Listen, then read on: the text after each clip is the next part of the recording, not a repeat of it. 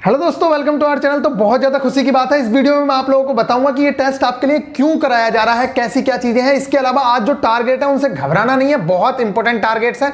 उनसे पहले मैं आप लोगों को ये बता देता हूं, जो इस समय टेक्स्ट बुक पे जो लाइव टेस्ट होना है, जो अपना वाला टेस्ट है वो लाइव हो गया है, मतलब वहां पे जाके शो होने लग गया है। आप लोग अगर देखोगे तो वहां पे रजिस्टर कर पाओगे। कुछ लोग कह रहे हैं नाम डालना है क्या, कुछ नहीं करना है। आप लोग जैसे ही एप्लीकेशन डाउनलोड करने के बाद वहां पे लाइव पे क्लिक करते हो और उसके बाद आप जाके देखते हो तो रजिस्टर आ रहा होगा। नीचे जाके थोड़ा स्क्रॉल कर लेना उस चीज को, क्योंकि अभी हमारा टेस्ट लेट होने वाला है। 12 अक्टूबर को टेस्ट होगा तो वो लेट है, इसलिए वो अभी नीचे है। तो आप लोग स्क्रॉल करना और जहां पर रजिस्टर लिखा हुआ आ रहा है ना, उस पर रजिस्टर्ड आ जाएगा। जैसे ही आप क्लिक करोगे तो रजिस्टर्ड आ जाएगा, मतलब रजिस्टर हो चुके हो। बाकी चीजें कोई, बस आपको एक नोटिफिकेशन मिल जाएगा बाद में, जैसे ही टेस्ट सीरीज टेस्ट ओपन होगा उस टाइम पे, और उस टाइम पे वो टॉप पे भी मिल जाएगा। ये तो रही टेस्ट की बात। फिलहाल हम लोग बात करेंगे कि आज देखो, आप लोगों ने एक चीज सुनी होगी, हमेशा से आप लोग सुनते आ रहे होंगे कि यार हर चीज के लिए एक बहाना चाहिए होता है। बीटेक का स्टूडेंट हो, बीए का स्टूडेंट हो, सब लोग क्या करते हैं, एग्जाम के टाइम पे ही पढ़ते हैं। ऐसा क्यों होता है? उसके पीछे एक ही रीजन है कि कोई बहाना तो हो पढ़ने का।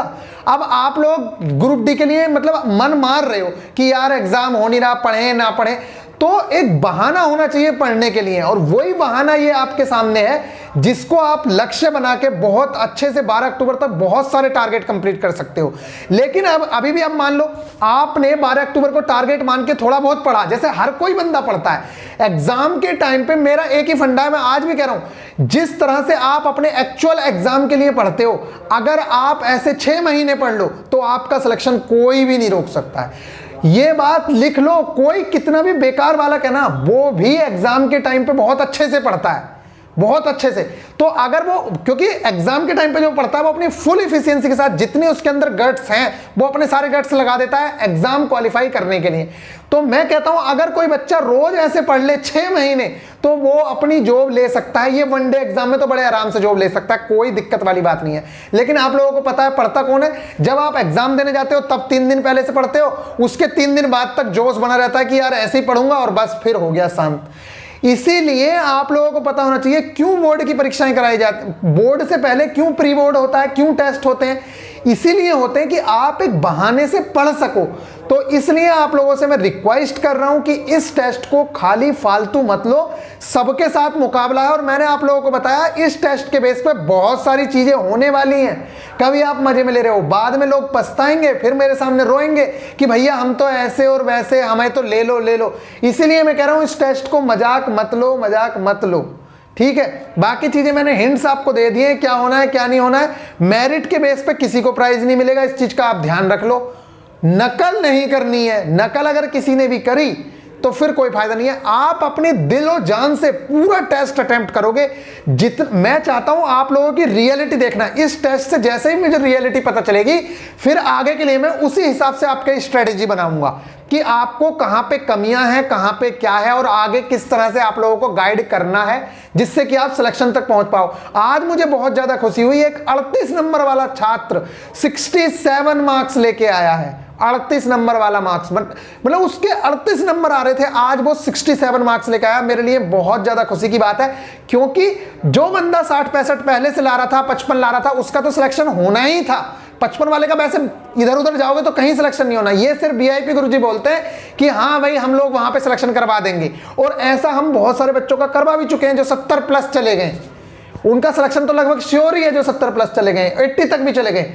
इसलिए मैं कह रहा हूं कि सबसे ज्यादा खुशी उस बंदे की होती है जिसकी उम्मीदें भी नहीं थी कि इसका सिलेक्शन हो जाएगा, और उसका सिलेक्शन हो जाता है। इसलिए मैं कह रहा हूं, और इन्हें खुद को पता होगा कि जो बंदा 37 नंबर 38 नंबर ला रहा है, उसे कभी भी लगता नहीं होगा कि मेरा सिलेक्शन हो जाएगा। लेकिन आज वो 67 नंबर लेके आ रहा है, तो उसे पढ़ने में भी इंटरेस्ट आने लगा है, सारी चीजें होने लगी हैं। और ये कब पॉसिबल है? जब आप दिल लगा के टारगेट्स कंप्लीट कर रहे हो, वीडियोस देख रहे हो। कुछ लड़कों की शिकायत आई है कि हम तो टारगेट वहां से देख के कंप्लीट कर लेते हैं। अरे भैया, अगर ऐसा हो रहा होता ना, तो ये जो इतने टीचर्स पढ़ा रहे हैं ना, या गाइड कर रहे हैं, गाइड करने का मतलब क्या रह गया? फिर तो बुक्स में लिखा हुआ है, ये बुक्स में लिखा हुआ है, आप रट लो इसे।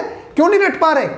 अगर बुक्स में, अगर सिर्फ टारगेट का पेज देख के आप कंप्लीट कर सकते हो, तो आप बुक्स से डायरेक्ट क्यों नहीं रट रहे? क्यों मतलब टारगेट भी देख रहे हो? ये देखने की क्या जरूरत पड़ रही है? मैं इस टेस्ट के बाद सीरियस स्टूडेंट को अलग निकाल लूंगा, और वो ग्रुप खत्म। जो ग्रुप बना हुआ है उसमें क्योंकि सीरियस स्टूडेंट्स हैं ही नहीं, तो क्या फायदा है ऐसी भीड़ बढ़ाने से। तो बस इस चीज का ध्यान रखना। इस टेस्ट के बाद मैं जो बच्चे लगातार हमारे चैनल पे रहते हैं, मुझे पता है नाम तक रट गए, मुझे नाम तक, जैसे एक रतिका है, श्वेता है, अभी वर्मा है, ऐसे बहुत सारे लड़के हैं, बहुत सारे, अमित नाम का एक लड़का है, कई सारे प्रजापति भी स्टूडेंट्स हैं, बहुत सारे स्टूडेंट्स हैं जिनके नाम तक, एक सरदार जी हैं, मतलब वो पाजी हैं, पता नहीं क्या नाम है उनका, मैं नाम तो भूल गया, लेकिन ऐसे, और एक हनुमानगढ़ से एक बच्चा है, वो ऐसे बच्चे हैं जो रेगुलर हमें फॉलो कर रहे हैं, रेगुलर फॉलो कर रहे हैं। भले ही मार्क्स कम आ रहे हो, लेकिन इतना है, अगर रेगुलर कोई फॉलो कर रहा है, सारी बातें अगर वो सुन रहा है, तो उसका सिलेक्शन हो जाएगा। अभी टाइम भी है, आप लोग कर सकते हैं। और इस चीज को आप चांस मानिए कि आप अगर 50 पे पढ़े थे और आपको टाइम मिल रहा है, अगर एग्जाम हो जाता तो आप तो रेस से बाहर हो ही गए थे, तो क्या फायदा होता। लेकिन अभी आप रेस में शामिल हो, इस चीज का भगवान से शुक्रिया अदा करो कि आप अभी सिलेक्शन ले सकते हो। अभी उम्मीदें हैं, पूरी पूरी बनी हुई हैं। जब 37 नंबर वाला छात्र 67 पे जा सकता है, तो आप 50 वाले क्यों नहीं जा सकते, 45 वाले क्यों नहीं जा सकते। बाकी आपकी मर्जी रहेगी। टारगेट्स आज बहुत ज्यादा हैं, और ज्यादा क्या मतलब, खेल यार वही चीज है, एक टीचर होता है हुआ बना देता है चीजों का कि बहुत ज्यादा है, ये नहीं हो पाएगा, वे नहीं। अरे जब मैं कह रहा हूं क्या है, अब टारगेट्स में पहले बताता हूं, देखो कुछ भी नहीं है। अगर आप पढ़ने वाले बंदे हो तो कुछ भी नहीं है, क्योंकि 6 से 8 घंटा बहुत ज्यादा चीज टाइम होता है। अब आपके सामने जैसे टारगेट मैंने बता रखा है, साइंस में class 10th NCERT chapter number 10 विद्युत इलेक्ट्रिसिटी वाला चैप्टर कंप्लीट करना है। मैं लेक्चर आप लोगों को सजेस्ट करूंगा, 2 या 1.5 घंटे का वो लेक्चर होगा, पूरी इलेक्ट्रिसिटी खत्म हो जाएगी, और बहुत अच्छे सजेशंस होते हैं। मैं आप लोगों को इसलिए सजेस्ट कर पाता हूं क्योंकि हम लोगों ने अपने टाइम में पूरे यूट्यूब को छान मार रखा है आपके लिए, इसीलिए मैं बेस्ट चीजें निकाल के लाता हूं कि जो गलतियां हमने की हैं, हमने टाइम गवाया है, वो टाइम आप ना गवाओ। लेकिन आपको समझ आता नहीं है। तो एक तो इलेक्ट्रिसिटी वाला चैप्टर कंप्लीट करना है, अगर आपने 2 घंटे वो कंप्लीट कर लिया। और एक बात और, आज और कल ही एमसीक्यूज जा रहे हैं, इसके बाद एमसीक्यूज नहीं जाएंगे। क्यों? क्योंकि मैं उस चीज में बिलीव करता हूं कि जितना बच्चे को टाइम मिलेगा रिवीजन के लिए, उतना अच्छा कर सकता है स्टूडेंट। तो आप लोगों को रिवीजन का सबसे ज्यादा टाइम दिया जाएगा, इसीलिए इस संडे टेस्ट नहीं होने वाला है। आप सैटरडे संडे मेरे हिसाब से हम करेंगे संडे मंडे और ट्यूसडे को है 12 अक्टूबर। तो ट्यूसडे तक आपको 3 दिन मिलेंगे रिवीजन करने के। आप उन 3 दिन में रिवीजन करोगे, तब तक जितनी भी पुरानी चीजें हैं, अभी आप लोग उन चीजों को रिवाइज भी करते चलो, और 3 दिनों में रिवाइज करना है। फिलहाल आप सुनिए, एक तो टारगेट हो गया साइंस का ये वाला। ये देखो, इलेक्ट्रिसिटी इतना इंपॉर्टेंट चैप्टर है, यहां से आपको न्यूमेरिकल्स भी देखने को मिलते हैं, ओम के नियम पे हो, चाहे पैरेलल और सीरीज में रेजिस्टेंस लगाने हो, ये वाले क्वेश्चंस। और आपको पूछ सकता है रेजिस्टेंस किस किस चीज पे डिपेंड करता है। तो डायरेक्ट फॉर्मूला बेस्ड चीजें होती हैं। अब जैसे R बराबर होता है ρl/A, resistance is equal to ρl/A। अब आपसे पूछे रेजिस्टेंस लंबाई के, तो सीधा सा दिख रहा है, समानुपाती हो गया, ठीक है। और उससे पूछ रहे एरिया के, तो ρl/A व्युत्क्रमानुपाती है। इसका मतलब अगर एरिया बढ़ेगा तो रेजिस्टेंस कम होगा, इसलिए मोटे तारों का जो रेजिस्टेंस होगा वो क्या होगा, कम होगा, और जो पतले तार होंगे उनका रेजिस्टेंस क्या होगा, ज्यादा होगा। इस तरह से आप चीजें देख सकते हो। R बराबर ρl/A, ठीक है। तो किस किस चीज पे डिपेंड कर रही है चीज, ताप पे, दाब पे, कैसे, तो इन चीजों से आप बड़े आराम से कर सकते हो। ये सिंबल्स भी हैं जो आप लोगों के लिए बहुत इंपॉर्टेंट चीजें हैं, सारी की सारी जो मैं वीडियो सजेस्ट करूंगा उसमें सब कुछ आप लोगों को बताया जाएगा। और ये ग्राफ आप देख लेना, ये वाला जो ग्राफ है ओम के नियम का ग्राफ कई बार पूछा जाता है, बहुत बार पूछा जाता है। इसके साथ ये पूछा जाता है अनोमीय प्रतिरोध का कैसा होगा, तो अगर सीधा नहीं है तो वो अनोमीय प्रतिरोध का ग्राफ हो जाएगा, ठीक है। इसके अलावा ये न्यूमेरिकल्स आप लोगों को आने चाहिए, सारे के सारे न्यूमेरिकल्स यहां से पूछता है, वो एज इट इज न्यूमेरिकल उठ के आते हैं, ये ध्यान रखना। और ये जो तैयारी हो रही है ये ग्रुप डी की नहीं हो रही है। कभी आप सोचो, आप कोई भी एग्जाम दे लेना, चाहे ALP, DRDO, GD, कोई भी, यहां से बच के क्वेश्चन नहीं जाता है जो आप लोगों को पढ़ाया जा रहा है। तो ये आप लोगों को कंप्लीट करना है। पैरेलल में जो प्रतिरोध लगे होते हैं ये चीजें पढ़ लेना, बस इतनी चीजें पता होनी चाहिए कि पैरेलल में जैसे अमीटर कैसे लगा होता है, सीरीज में लगा होता है कि पैरेलल में, जो आदर्श आइडियल अमीटर है उसका रेजिस्टेंस कितना होगा, ये चीजें, आदर्श वोल्ट मीटर का कितना रेजिस्टेंस होगा, ये क्वेश्चन आप लोगों से पूछे जाते हैं। वोल्ट मीटर सीरीज में लगता है कि पैरेलल में लगता है, ऐसे क्वेश्चन लगातार पूछे जाते रहते हैं, ठीक है। तो ये वाले क्वेश्चंस आप लोगों को आने चाहिए। और एक क्वेश्चन ये बहुत बहुत ज्यादा इंपॉर्टेंट है, यूनिट, कि एक यूनिट में कितने किलोवाट घंटा या कैसे ये वाली चीज 1 किलोवाट घंटा में कितनी यूनिट, ये 3.6 इंटू 10⁶ जूल, ये क्या चीज है, 1 यूनिट में कितने जूल, ये आपको पता होना चाहिए। इसी तरीके से एक क्वेश्चन आता है कि एक बल्ब 10 घंटे जलता है, एक 100 वाट का बल्ब 10 घंटे जलता है, तो 10 दिनों में कितनी यूनिट बिजली खर्च हुई। तो देखो सिंपल सा है यार, अगर 10 घंटे 100 वाट का बल्ब जल रहा है तो 1000 वाट खर्च हुई, ठीक है, तो मतलब एक दिन में उसने 1 यूनिट खर्च की। तो इसी तरीके से आप 10 दिन का निकाल लो, 10 यूनिट। यहां पे क्वेश्चन है ये वाला, देखो दिया हुआ क्वेश्चन है, कोई विद्युत बल्ब 220 वोल्ट से, मतलब यहां पे क्वेश्चन ऐसे दे रखे हैं, तो इस टाइप का एक क्वेश्चन आता है, आप उसे करेंगे ही करेंगे। तो ये तो हो गया इसका। अब मैं एक चीज और बता रहा हूं आपको, बहुत ज्यादा इंपॉर्टेंट है ये भी। अब मैथ्स में एरिया और वॉल्यूम ये दोनों चैप्टर करने हैं। तो अब कुछ लोग सोच रहे होंगे ये तो बहुत ज्यादा हो गया, तो मैं आप लोगों से कह रहा हूं ज्यादा करना ही नहीं है, सिर्फ एग्जांपल करने हैं और फॉर्मूले देखने हैं। अब थोड़ा सा एक मैं ओवरव्यू देता हूं एक चीज का। देखो इसके बारे में वैसे बाद में वीडियो आ जाएंगी, लेकिन फिलहाल 12 अक्टूबर का हम काम चला रहे हैं, तो 12 अक्टूबर के लिए आपको चीजें दी जा रही हैं। आपको क्या करना है, आप देखो जैसे मान लो सर्कल है, सर्कल का हो गया πr²। अब आप जैसे ये सर्कल था, देखो ये सर्कल है, अब इसे उठा दोगे तो क्या बन जाएगा, सिलेंडर बन जाएगा, मतलब बेलन बन जाएगा ना, सर्कल को उठा दोगे तो क्या उठाया, h हाइट। तो अगर जो एरिया था नीचे वाला उसको आप h से मल्टीप्लाई कर दोगे तो क्या हो जाएगा, बेलन का आयतन बन गया, πr²h। ऐसे ही आप किसी भी चीज को देखो, अब मैं आया था नीचे, इसका नीचे वाला कितना एरिया हो गया, l इंटू बी, अगर इसे ऊंचा कर दोगे तो क्या होगा, LBH। तो ये किसका हो गया, घनाभ का हो गया, घनाभ का वॉल्यूम हो गया। तो दोनों चैप्टर को कंपेयर करके पढ़ सकते हो। ऐसे ही आप देखो, स्क्वायर रख दिया नीचे, स्क्वायर रख दिया, अब इसे ऊपर करो, बराबर स्क्वायर को ऊपर करो तो क्या होगा, स्क्वायर के क्षेत्रफल है a²। अब इसे मल्टीप्लाई कर दो a से, क्योंकि आपने h की जगह पे अगर क्या बनाना है, क्यूब बनाना है, तो इसकी हाइट बराबर रखनी पड़ेगी।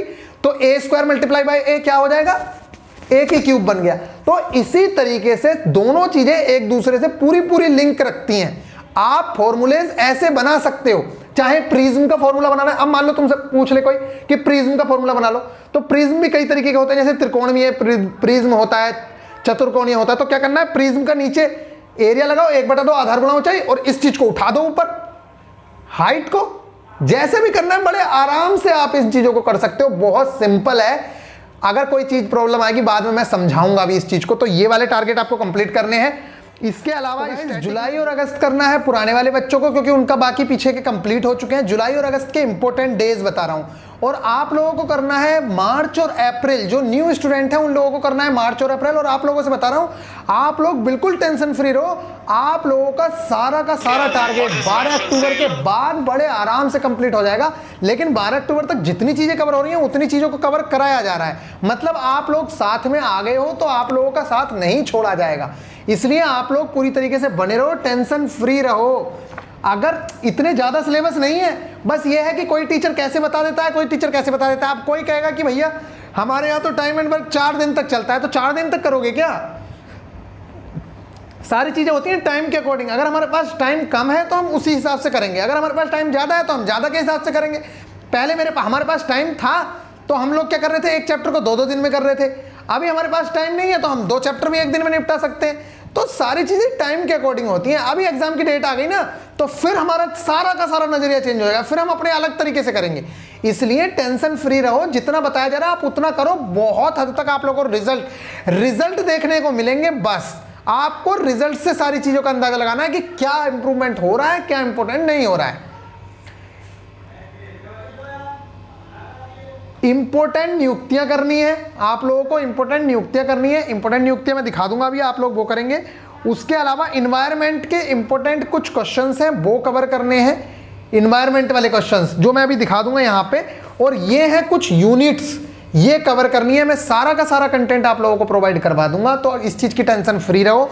और रीजनिंग में कैलेंडर और क्लॉक, ये दो जो चैप्टर हैं, इनके कुछ क्वेश्चन, जिस टाइप के क्वेश्चन लगातार पूछे जाते रहते हैं, वो वाली चीजें मैं आप लोगों को कराऊंगा। और आप लोगों को मिल जाएगा कंटेंट कि कैसे करना है, क्या करना है। 2 टाइप के ही क्वेश्चन करने होते हैं बस क्लॉक में, कि एक तो वही जैसे 7:30 बजे कौन सा एंगल बनेगा और इतने एंगल पे क्या बजेंगे, ये तो क्लॉक से करना है। ऐसे ही कैलेंडर में भी 2 टाइप के क्वेश्चन करने हैं बस। बाकी चीजें 12 अक्टूबर के बाद इन डेप्थ चलेंगी। और आप लोगों को मैं बता रहा हूं, देखो ये कोई बहाने ही होते हैं पढ़ने के। अगर ये बहाना मिला है तो इसके बहाने पढ़ लो, बहुत अच्छे से आप लोगों को रिजल्ट्स देखने को मिल जाएंगे। ऐसे नहीं पढ़ा जाता यार, हम भी पढ़े हैं, आप भी पढ़े हो। सिर्फ एग्जाम के कि हम सोचते हैं कि एग्जाम है तभी पढ़ा जाता है, नहीं तो नहीं पढ़ा जाता। तो चलो फिर मिलेंगे नेक्स्ट वीडियो में, तब तक के लिए बाय। आप लोगों से उम्मीद कर रहा हूं कि जो बैनर है उसे आप सर्कुलेट कर रहे होगे, 12 अक्टूबर तक सब जगह फैला दो। और ये देखो, ये टेस्ट आप लोगों को डिसाइड कर देगा कि आपका सिलेक्शन होना है या नहीं होना है। क्योंकि रियल में अगर 3 से 4 लाख भी बैठ गए ना, तो यही सीरियस स्टूडेंट हैं जिनके साथ आप लड़ोगे और आपको पता चल जाएगा कि सिलेक्शन होना है कि नहीं होना है।